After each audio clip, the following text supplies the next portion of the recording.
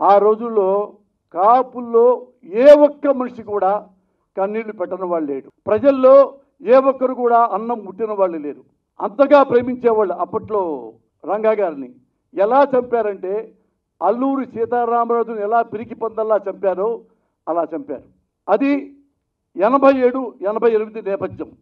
ఇప్పుడు ఈ కాపు సోదరులు అనుకునేవాళ్ళంటే ఇప్పుడు కూడా మా రంగన్న ఉంటే ఇప్పుడు 100% ముఖ్యమంత్రి అయ్యేవాడు అని అనుకుంటున్న తరుణంలో ఓ తెరపైకి పవన్ కళ్యాణ్ వచ్చాడు. నేనున్నాను అన్నాడు. కాపు సోదరుల దగ్గరికి వెళ్ళాడు. నేను పార్టీ పెట్టాను అన్నాడు. నేను ముఖ్యమంత్రిని అవుతాను అన్నాడు.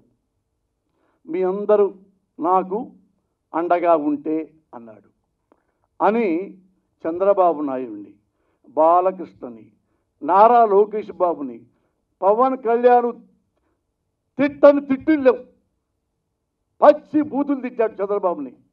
నారా లోకేష్ అయితే మీకు చెప్పకల్లా, బాలకృష్ణ అయితే మీకు చెప్పకల్లా ఘోరంగా తిట్టాడు. కాపు సోదరులు నమ్మారు, క్లాప్స్ కొట్టారు.